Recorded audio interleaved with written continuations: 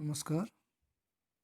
राजस्थान लोक सेवा आयोग द्वारा आयोजित सेकंड ग्रेड शिक्षक भर्ती परीक्षा 2010 उर्दू और गणित के जो प्रश्न पत्र थे उसमें मनोविज्ञान के जो क्वेश्चन आए हैं उनका हल प्रश्न पत्र आज हम लेकर के आए हैं आपके सामने। पहला जो क्वेश्चन है वो है, निम्न में से कौन सा क्षेत्र मनोविज्ञान के अंतर्गत नहीं आता? प्रायोगिक मनोविज्ञान, व्यक्तिक मनोविज्ञान, असामान्य मनोविज्ञान, औद्योगिक मनोविज्ञान।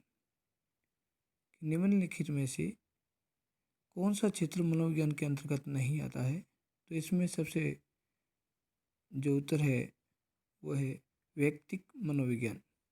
बी ऑप्शनल इसका सही है। बाकी तीनों मनोविज्ञान के क्षेत्र के अंतर्गत आते हैं। प्रायोगिक मनोविज्ञान भी है, असामान्य मनोविज्ञान भी है और औद्योगिक मनोविज्ञान भी है। नेक्स्ट प्रश्न, निम्न में से किस में शिक्षा मनोविज्ञान उपयोगी नहीं है? कि निम्न में से किस में शिक्षा मनोविज्ञान उपयोगी नहीं है? बालकों में मानसिक अस्वस्थता का पता लगाने में, बी है शिक्षण विधियों के चयन में, छात्रों को अभिप्रेरित करने में, पशुओं पर प्रयोग करने में। कि निम्न में से किस में शिक्षा मनोविज्ञान उपयोगी नहीं है? बालकों में मानसिक अस्वस्थता का पता लगाने में मनोविज्ञान का प्रयोग किया जाता है, शिक्षण विधियों के चयन में भी किया जाता है, छात्रों को अभिप्रेरित करने के लिए भी मनोविज्ञान का उपयोग होता है, पशुओं पर प्रयोग करने में। तो इसका डी ऑप्शनल है वो सही है कि पशुओं पर प्रयोग करने में शिक्षा मनोविज्ञान का उपयोग नहीं किया जाता। नेक्स्ट प्रश्न नंबर 3, गिलफोर्ड का बुद्धि संबंधी मॉडल में कुल कितने खाने हैं या कितने कोष्ठ हैं? 30, 60, 120 और 20। गिलफोर्ड का जो बुद्धि संबंधी सिद्धांत है उसमें कुल कितने खाने हैं? तो उनकी संख्या 30, 60, 120 और 20। तो इसका उत्तर क्या होगा?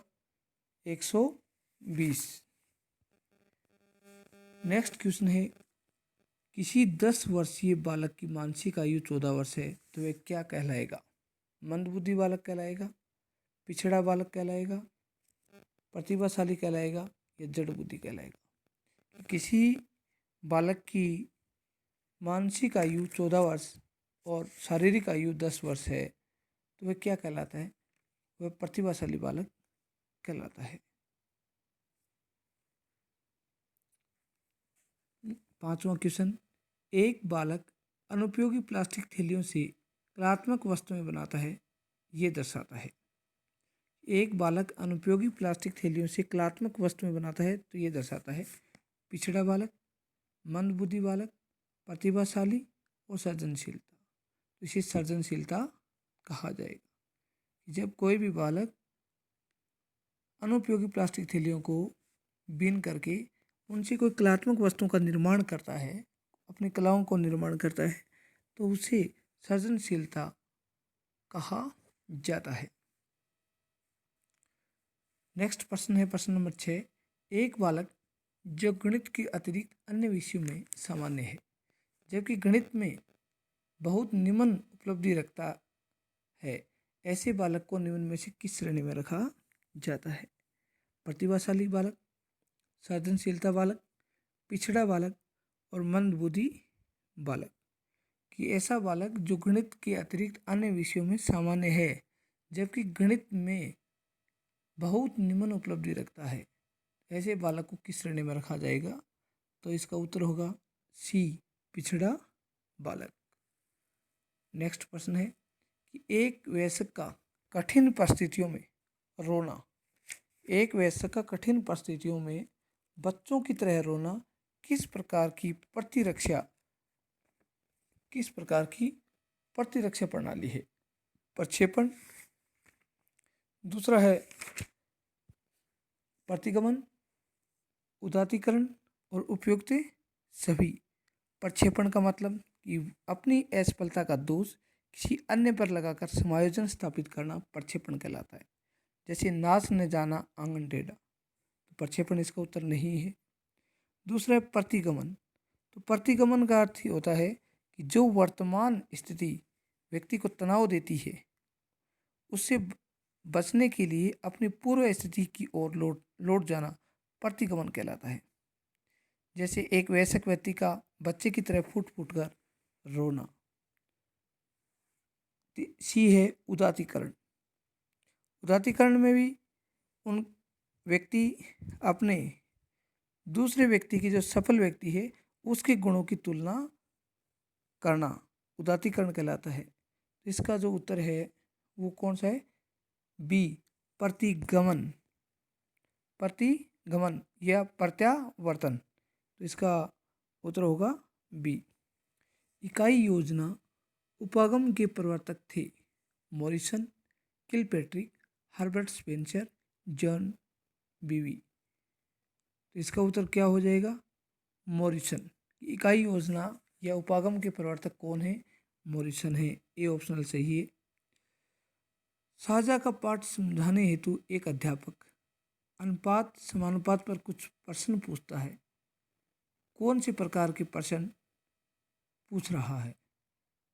विकासात्मक प्रश्न, मूल्यांकन प्रश्न, खोजपूर्ण प्रश्न और प्रस्तावना प्रश्न। तो इसका उत्तर क्या हो जाएगा? प्रस्तावना प्रश्न।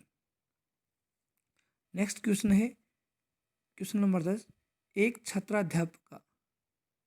छात्राध्यापक ने एक विशिष्ट उद्देश्य का निर्माण किया कि विद्यार्थी त्रिभुज के विभिन्न अंगों का सर्वाक्षमता हेतु सूचीकरण कर सकेंगे। कौन से प्रकार का विशिष्ट उद्देश्यों को बना रहे हैं? ज्ञान, अवबोध, मूल्यांकन और विश्लेषण। इसे कहा जाएगा अवबोध। बी इसका उत्तर राइट है।